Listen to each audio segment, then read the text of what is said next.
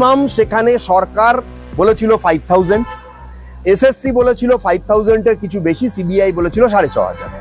তাহলে 1806 জন কোন গ্রাউন্ড থেকে আসছে?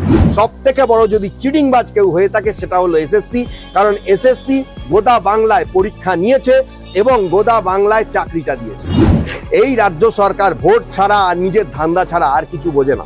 টাকা ফেরত দিতে হবে। সুপ্রিম কোর্ট যখন এই জায়গায় একদম স্টিক হয়ে থাকবে, আমি বলছি প্রকাশ্যে লোকে এসে মন্ত্রীদের নাম বলবে সংবাদ মাধ্যমের সামনে, সেই দিন আসছে। এই মাসেই 10 তারিখের মধ্যে সেই দিন আসবে, আপনারা দেখতে পাবেন।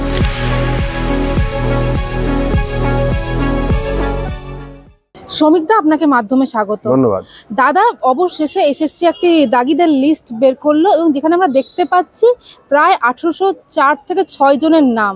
কিভাবে দেখছেন বিষয়টা আপনি? প্রথমত হচ্ছে যে এই যে লিস্ট, এই লিস্টটা নিয়ে অনেক সন্দেহ এবং অনেক রকম প্রশ্ন অলরেডি চলে এসেছে। আপনারা জানেন 2023 সালে যে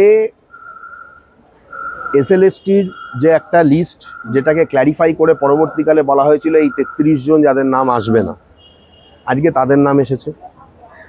পাশাপাশি ধরুন আমি বলছি অ্যাভারেজ হাইকোর্টের যদি আপনি ফাইনাল অর্ডার দেখেন দেবাংশু বসাকের, যদি আপনি সুপ্রিম কোর্টের জাস্টিস চন্দ্রচূড়ের অর্ডার দেখেন এবং পরবর্তীকালে রিভিউ পিটিশনের প্রত্যেকটার অর্ডার যদি আপনি দেখেন, বিশেষ করে দুটো ফাইনাল অর্ডার যদি আপনি দেখেন, দেবাংশু বসাকের অর্ডার এবং জাস্টিস চন্দ্রচূড়ের যে অর্ডার ডিভিশন বেঞ্চে সুপ্রিম কোর্টের, এতে পরিষ্কার সেখানে একটা ভেরিফাই করা ছিল, একটা প্যারাগ্রাফে আলাদা করে লেখা ছিল যে মিনিমাম কোন কোন গ্রেডে কতজন, সেখানের সঙ্গে এই নাম্বার কখনোই ম্যাচ করছে না। মিনিমাম সেখানে সরকার বলেছিল 5000, এসএসসি বলেছিল 5000 এর কিছু বেশি, সিবিআই বলেছিল 6500। তাহলে 1806 জন কোন গ্রাউন্ড থেকে আসছে? নাকি এই 1806 জনকে দিয়ে বাকিদেরকে পুরো স্পেসিফাই করে ভালো করে দেওয়া হলো যাতে 7 তারিখ তারা পরীক্ষায় বসে যেতে পারে? এই প্রশ্ন উঠবে। আজকে যাদের নাম এসেছে আমি আপনাদের বলছি, আজকে এবং কালকের মধ্যে এই 1800 জনের মধ্যে 500 থেকে 600 জন মামলা ফাইল করবেন। অলরেডি আজকে করেছে, লিভ নিয়েছে এবং কালকেও হবে। এটুকু আমার কাছে বিভিন্ন লয়ারের মারফত যেটুকু আমার কাছে নলেজ আছে। তাদের বক্তব্য হচ্ছে যে প্রথমত হচ্ছে তাদের নাম কিভাবে এলো এবং আরো নানান ধরনের বিষয় রয়েছে। এখন বিষয়টা হচ্ছে যে এই 1804 জন বা 1806 জন, এদের শুধুমাত্র নাম আসবে কেন?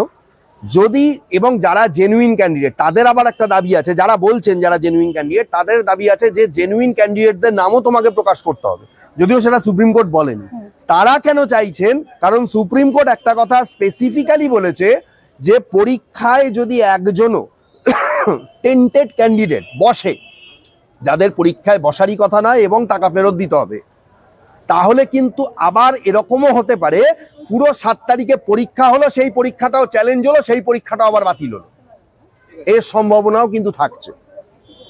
সুতরাং পুরো বিষয়টা আমি আপনাদের বলবো, পুরো বিষয়টা এখনো পর্যন্ত অথই জলে। আপনারা জানেন আজকে সুপ্রিম কোর্টে বিকাশ দা গেছিলেন এবং ওই ফিরদৌস শামীম এরাও গেছিলেন।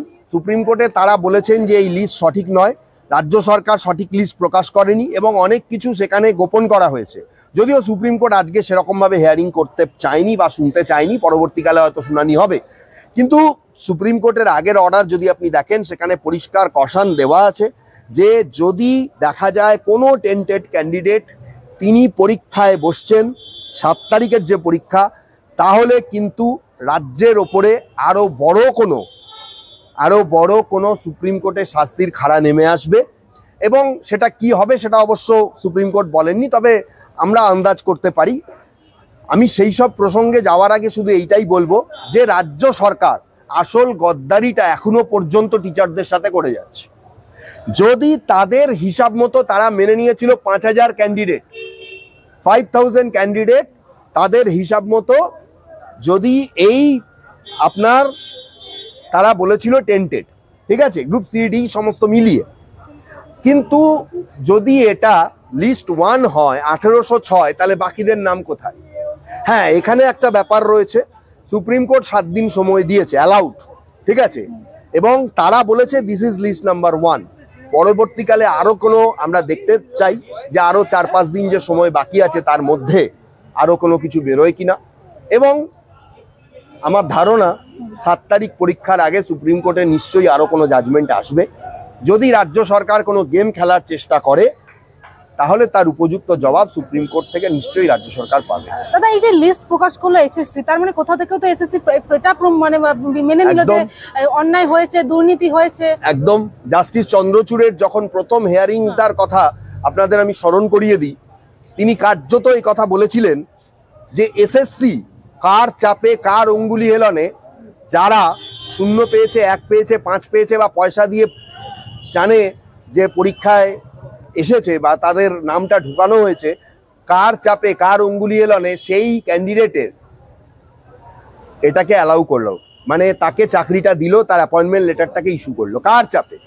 কিন্তু আমরা জানি যেটা এসএসসির বর্তমান সচিব তিনি অচিরেই আপনাদের সংবাদ মাধ্যমের সামনে তিনি বলেছিলেন প্রাক্তন সচিব কিভাবে তাকে এসএসসি অফিস আওয়ার্সের বাইরে অন্য টাইমে কিভাবে তাকে ডাকতেন, কিভাবে তাকে বলতেন এবং কিভাবে বলতেন যে কোন এমএলএ, কোন এমপি, কোন মন্ত্রী ফোন করেছে, তার 10 জন লিস্ট আছে, 15 জন আছে, 20 জন আছে, প্রথম 10 জনকে দিতে হবে, 10 জনের হলে প্রথম 5 জনকে দিতেই হবে, অমুক জেলা থেকে অমুক এমএলএ পাঠিয়েছে, এর মধ্যে 6 জনের মধ্যে 3 জনকে দিতেই হবে, অনেক রকম চাপ আছে, অমুক মন্ত্রী ফোন করেছে, শিক্ষামন্ত্রী ভাইপো ফোন করেছে, ইত্যাদি ইত্যাদি। এই কথাগুলো আপনাদের সংবাদ মাধ্যমে বিভিন্ন সময় বিভিন্ন জায়গা থেকে প্রকাশ হয়ে এসেছে। সুতরাং এসএসসি চাপে ছিল। এসএসসি জানতো যে এসএসসি কে যারা চালায় সেই রাজ্য সরকার, এসএসসির মাইনে যারা দেয়, এসএসসি স্টাফদের যারা মাইনে দেয় রাজ্য সরকার, বলা যেতে পারে রাজ্য সরকারের এখানে পদলেহন করেছে এসএসসি। সব থেকে বড় যদি চিটিংবাজ কেউ হয়ে থাকে সেটা হলো এসএসসি, কারণ এসএসসি গোদা বাংলায় পরীক্ষা নিয়েছে এবং গোদা বাংলায় চাকরিটা দিয়েছে। সুতরাং পরীক্ষা নেওয়ার দায়িত্ব যদি এসএসসির হয়, চাকরি দেওয়ার দায়িত্ব যদি এসএসসির হয়, সব থেকে বড় চিটিংবাজ আমি বলবো এসএসসি। যার জন্যই জাস্টিস চন্দ্রচূড় বলেছিল যে এসএসসি যখন এত বড় গদ্দারি করেছে তখন এসএসসি কে আমরা বন্ধ করে দেবো, যদি না এসএসসি এই গদ্দারি শুধরাতে পারে। আপনাদের হয়তো সেইটা মনে আছে, প্রথম জাস্টিস চন্দ্রচূড়ের ঘরে যে হিয়ারিং হয়েছিল সেইটা আপনাদের আশা করি সেটা আপনারা ভুলে যাননি। দাদা এই যে লিস্ট বেরোলো, এখানে আমরা যেটা দেখতে পাচ্ছি একের পর এক তৃণমূল নেতা বা বিধায়কের আত্মীয়, বা আমরা দেখতে পাচ্ছি উপপ্রধানের আত্মীয় বা তৃণমূল নেতারা, তাদের নাম রয়েছে। হ্যাঁ, এটা তো স্বাভাবিক, এটা তো স্বাভাবিক। তার কারণ হচ্ছে যে ওই যে আপনারা এর প্রশ্নের উত্তর তো আপনাদের কাছে রয়েছে, কারণ আপনাদের সংবাদ মাধ্যমেই বিভিন্ন সময় উঠে এসেছে কারা কারা রিকোয়েস্ট করতো, কিভাবে রিকোয়েস্ট করতো, কাদের থেকে ফোন আসতো, কোন সময়ে ফোন আসতো, অফিস আওয়ার্সের বাইরে ফোন আসতো, ইত্যাদি ইত্যাদি বিষয়গুলো। সুতরাং আজকে যে 2-2 4 হয়ে যাচ্ছে সেটা পরিষ্কার প্রমাণ আমরা চোখের সামনে দেখতে পাচ্ছি। এবং তৃণমূল যে চিটিংবাজি করে এই শিক্ষকদের মতন মহান যে চাকরি, সেই চাকরিতেও দুর্নীতি করেছে, এই ঘটনা তার চোখে আঙুল দিয়ে প্রমাণ। এবং আমি আপনাকে আরো একটা কথা বলছি, এই 1804 বা 1806 নিয়ে এই ড্রামাটা, এটাও তৃণমূল সরকার খেললো এসএসসি কে দিয়ে। তার কারণ হচ্ছে তারা জানে সংখ্যাটা এর অন্তত 3 গুণ। কিন্তু সবার নাম প্রকাশ না করলে, শুধুমাত্র কয়েকজনের নাম প্রকাশ করলে তাদের মধ্যে একটা গন্ডগোল সৃষ্টি হবে, তারা পরীক্ষায় বসতে পারবে না, তারা মামলা ফাইল করবে, এই নিয়ে একটা ডামাডোল তৈরি হবে। এবং সরকার বলবে আমরা তো চাইছি সবাই পরীক্ষায় বসুক, যদি কোর্ট থেকে আবার কোনো একটা কিছু অর্ডার বার করা যায়, এই করে করে ডিসেম্বর মাসটা পার করে দিতে পারলেই, জানুয়ারি ফেব্রুয়ারি পার করে দিতে পারলেই হয়তোবা মার্চ মাসে ভোট হবে এবং ভোটের বৈতরণী তৃণমূল জানে এটা ওটা দেখিয়ে পার করে দেবে। শুধুমাত্র এই চিটিংবাজি ধাপ্পাবাজিগুলোকে করে এই টিচারগুলোকে ধরে রেখে ভোটের কাজ করানো এবং নিজের ভোটারগুলোকে চিটিংবাজি করা পয়সায় কিছু মানে হচ্ছে যে যারা এই টেন্টেড ক্যান্ডিডেট আর কি, তাদেরকে মাইনে টাইনে গুলো পাইয়ে দিয়ে তাদেরকে তাদের ফ্যামিলির লোককে নিজেদের ভোটার বানানোর জন্য চিটিংবাজ তৃণমূল সরকার এই জিনিসগুলো করছে এবং তারা কন্টিনিউয়েশন এইটারও করে যাবে। দাদা এখানে একটা প্রশ্ন উঠছে, এই যে দাগিদের তালিকা এসএসসি দিল, এটা তো আগেও দিতে পারতো যখন হাইকোর্টে অবশ্যই 2022 সালে, অবশ্যই এই প্রসঙ্গেই তো আমি আসছি। 2022 সালে এই তালিকা চাওয়া হয়েছিল, তখন কেন এই তালিকা দেওয়া হয়নি? এই নামগুলো তখন কেন আসছে? এই নামগুলো তখন অ্যাকচুয়ালি নামগুলো ছিল, রাজ্য সরকার দিতে চায়নি দুটো ভয়। এক, যদি নাম বেরিয়ে চলে আসে তাহলে রাজ্যের মধ্যে এমন একটা গন্ডগোল সৃষ্টি হতে পারে, বেরিয়ে যাবে অমুক মন্ত্রী এত কোটি টাকা নিয়েছে এই জেলার থেকে, অমুক এমএলএ এত কোটি টাকা নিয়েছে এই জেলার থেকে, এত এত ছেলেরা তাকে টাকা দিয়েছে, এই মেয়েরা এই ছেলে মেয়েরা এসে তাকে টাকা দিয়েছে। সেটা রাজ্য সরকারের পক্ষে একটা বিড়ম্বনা সৃষ্টি হতো। সামনে তখনও লোকসভা এবং পঞ্চায়েত ভোট ছিল। এই রাজ্য সরকার ভোট ছাড়া আর নিজের ধান্দা ছাড়া আর কিছু বোঝে না, যার জন্যই কে গেল কোথা দিয়ে গেল সেগুলো তাদের দেখার কোনো চিন্তা ভাবনা নেই। তাহলে তো প্যানেলটাই বাতিল হতো না, এতজনকে রাস্তায় বসতে হতো না। হ্যাঁ অবশ্যই, কিন্তু সরকার সেটা চায়নি।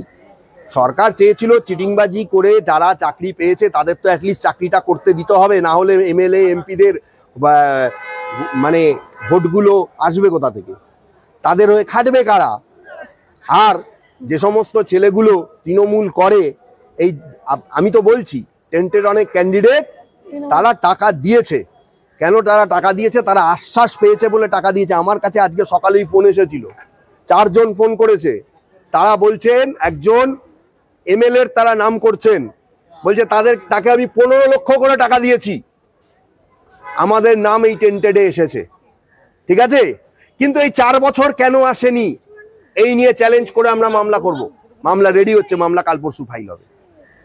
আমি আপনাকে বলছি, এই এমএলএ যিনি একজন জনপ্রতিনিধি, তার কি দায়িত্ব ছিল না যে এদেরকে বলা যে না, অন্যায় করে চাকরি তোমরা পাবে না, নিজের যোগ্যতায় চাকরি পাওয়ার চেষ্টা করো। আসলে তৃণমূল দলটার মধ্যে যোগ্যতার অভাব রয়েছে।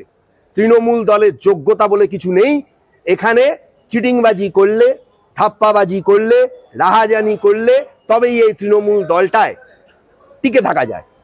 যার জন্য আজকে আপনি দেখতে পাচ্ছেন এই আজকে জীবন কৃষ্ণ সাহা থেকে শুরু করে কালীঘাটের কাকু থেকে শুরু করে আরো বহু এমএলএ এমপি যাদের নাম বিভিন্নভাবে আজকে বিভিন্ন জায়গা থেকে বেরিয়ে আসছে। আমি আপনাকে বলছি 7 তারিখের পর আরো নাম বেরিয়ে আসবে, যখন এই ক্যান্ডিডেট গুলো সুপ্রিম কোর্ট থেকেও ব্যর্থ হয়ে ফিরবে যে পরীক্ষায় বসতে পারবে না, টাকা ফেরত দিতে হবে। সুপ্রিম কোর্ট যখন এই জায়গায় একদম স্টিক হয়ে থাকবে, আমি বলছি প্রকাশ্যে লোকে এসে মন্ত্রীদের নাম বলবে সংবাদ মাধ্যমের সামনে। সেই দিন আসছে, এই মাসেই 10 তারিখের মধ্যে সেই দিন আসবে, আপনারা দেখতে পাবেন। Goa's transformation is more than just development.